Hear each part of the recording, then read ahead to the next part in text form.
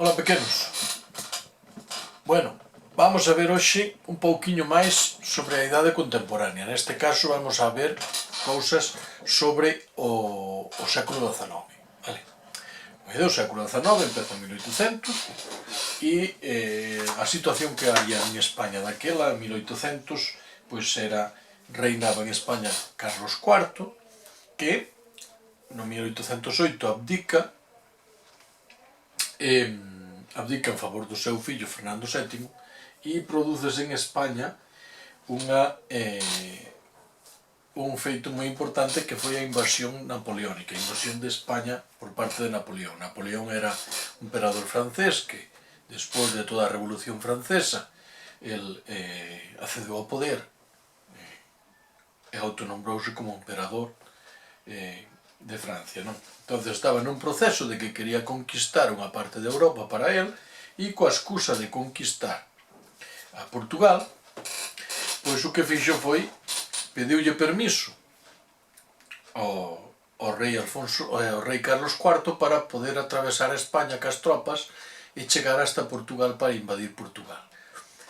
O Carlos, o rei, todo confiado, colleu e concedeulle o permiso, e entón Napoleón accedeu a España cas tropas, ca infantería, coa caballería, con todas as súas tropas militares, pero en lugar de continuar hacia o viaxe hacia Portugal a conquistar Portugal, pois dixo, pois xa que estou aquí, vou aproveitar e vou conquistar tamén o reino de España e poñemos un rei francés ao cargo de España. E así o fixo.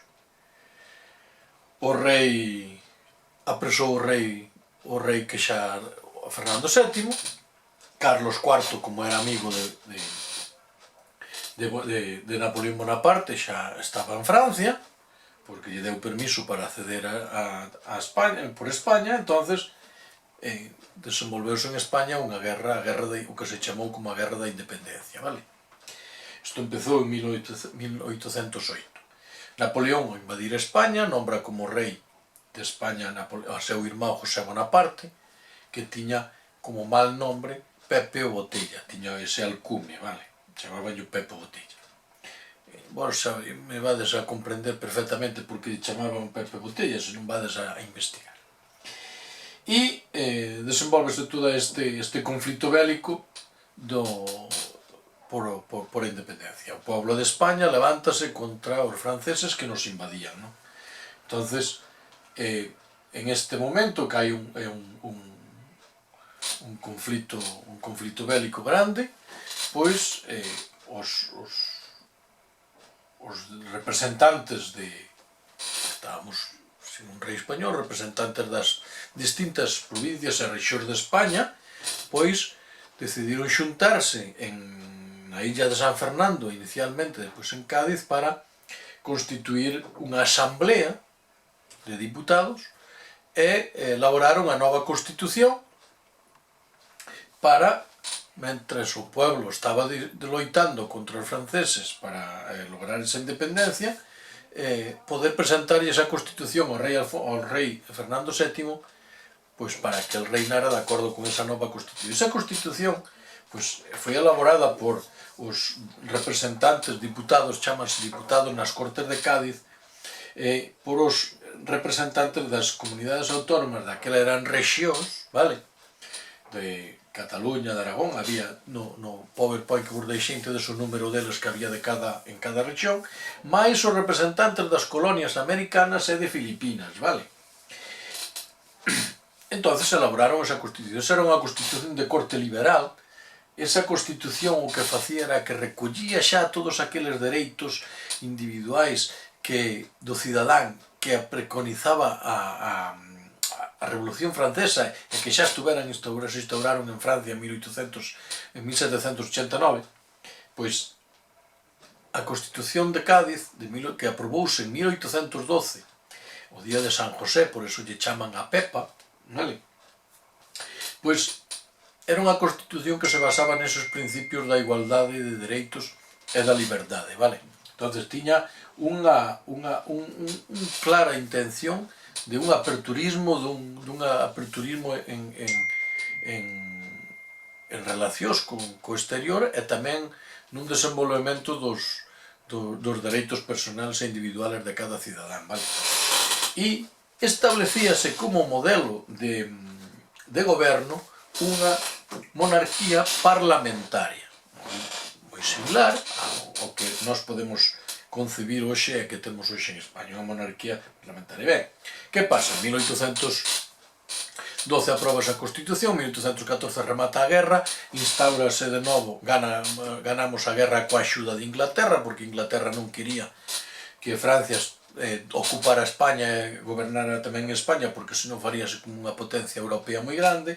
Entonces Inglaterra puxose do lado dos españoles para loitar contra Francia. Ganamos a guerra e restaurase outra vez a monarquía. Fernando VII xura a Constitución, entonces xura acatar esa Constitución porque era unha Constitución feita para él, e instaura esa monarquía. E o que fai Fernando VII é automáticamente derogar a Constitución, porque esa Constitución non se axustaba ao que ele pretendía de gobernar, que ele o que quería era asentar outra vez os principios do absolutismo, ter absolutamente o poder todo ele. A Constitución que establecía era unha división de poderes, o Parlamento por un lado, o goberno por outro e o sistema xudicial por outro. Por lo tanto, como ao rei non lle gustaba, non lle era do seu agrado esta Constitución, collía e derogou. Entón, isto deu paso a unha situación moi comprometida durante todo o reinado, onde non houve avances prácticamente en ninguna cuestión social, cando no resto de Europa si estaban avanzando. Fixo unha cousa, modificou a lei de sucesión, que chamaban a lei sálica, e modificouna no sentido de que, como ele non tiña descendencia masculina, tiña que deixarlle o reinado a unha filla. Entonces, como a lei sálica establecía que só podían gobernar os fillos marós, pois ele deixoulle, modificou esta lei para que pudera gobernar a súa filla Isabel. Fernando VII morre en 1833, como a súa filla era menor de idade, tuvo que se facer cargo da rexencia a súa nai, a muller de Fernando, que se chama María Cristina. Durante todo este período aí deu lugar a outro novo enfrentamento, que se chamou como a Primeira Guerra Carlista, porque por un lado estaban os partidarios dun irmão de Fernando VII que decían que tiña que ser ele o rei, e os que eran un corte absolutista, manter ese mesmo sistema absolutista que seguía tendo, que impuxera a Fernando VII, e por outro lado estaban os partidarios da nova reina Isabel, que eran os aperturistas, digamos, aqueles de corte liberal, que o que pretendían era volver outra vez aquelas esencias da Constitución de Cádiz e loitar por esos dereitos e ese aperturismo máis grande que pretendían, vale? E en 1837 elaboran unha nova Constitución, digamos, de corte casi moi similar á de Cádiz, pero non chegaba á súa altura, porque a Constitución de Cádiz era unha Constitución moi moderna para aqueles momentos xa. Entonces, Isabel II reina desde 1833, pero non pode acceder ao reinado, porque non chega a maioría de edad hasta 1844, onde o Parlamento asume de dalle a maioría de idade aos 14 anos. Entón, a partir dese momento, reina Isabel, asume o reinado de España, e aparece un novo período xa democrático, un poquinho máis democrático, onde aparece unha nova Constitución, etcétera, etcétera. Xa se pechara, fais unha Constitución nova en 1845, e xa se pechara un pouquiño, xa se cerrara a Guerra Carlista, vale? Entonces, durante todo este tempo do reinado de Isabel, durou hasta 1871, porque hai uns vaivenes, hai moitos vaivenes nos loitas internas entre os que formaban parte do goberno e incluso mesmo dentro do Parlamento. Por Por lo tanto, estaban por un lado os políticos liberais en dous partidos liderados por dous líderes diferentes, por un lado estaban os moderados e por outro lado estaban os progresistas, e sempre había dificultades en ese sentido. Por último,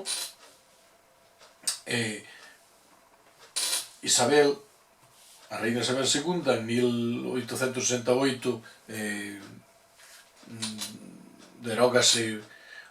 termínase o seu reinado porque se produce un alzamento militar que fan que esta raíña se teña que exiliar a Francia, non? Entonces ábrese aí un novo período democrático onde aparece unha nova constitución tamén, e aparece un breve reinado que había que buscarlle un rei para España e non se encontraba. Entonces decidiron os representantes políticos do goberno e o goberno daquela, goberno provisional, decidiron buscar un rei para España e foron buscar a Amadeo I de Saboya.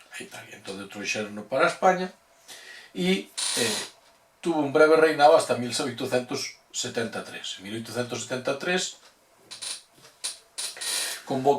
instaurase ese goberno non vai adiante, instaurase a Primeira República e prepárase unha nova Constitución que nin siquiera chegou a entrar en vigor. E estamos xa en 1874, onde xa aparece para reinar o fillo de Isabel II, que era Alfonso XII. Entón, con Alfonso XII, en 1874, empeza o reinado, un reinado con unha nova Constitución, que se elabora en 1876, e establecese o réxime de monarquía parlamentaria. Aí neste período,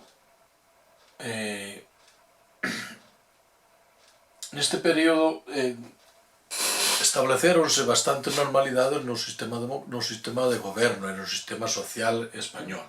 Sin embargo, en 1885, este rei Alfonso XII morre, e como o seu fillo, que era Alfonso XIII, era menor de idade, pois España queda baixo a rexencia de María Cristina de Habsburgo hasta 1902. Durante este reinado, esta rexencia de María Cristina de Habsburgo, foi o que se chamou o período de restauración, onde volveuse a restaurar un pouquiño o sistema democrático. Pero tamén foi cando se acabaron de perder as colonias que quedaban de América, como Cuba, Puerto Rico e as propias Filipinas. Foi esa época cando se perderon. Todo este século XIX non foi un século onde a economía non creceu moito e tampouco se industrializou o que debería o noso país. Entonces,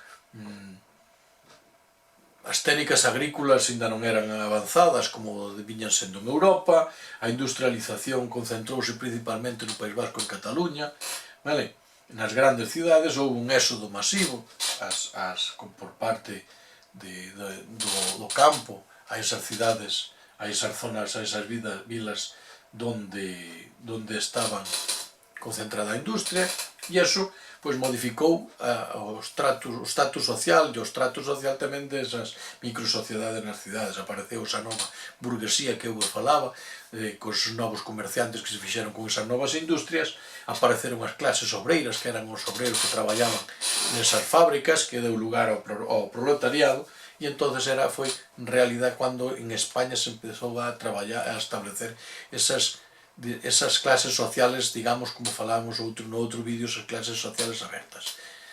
Ok. Bueno, e así é como nos metemos no século XX, que xa no século XX dará para outro vídeo e para outro traballiño, vale? Alá, pois, a seguir investigando.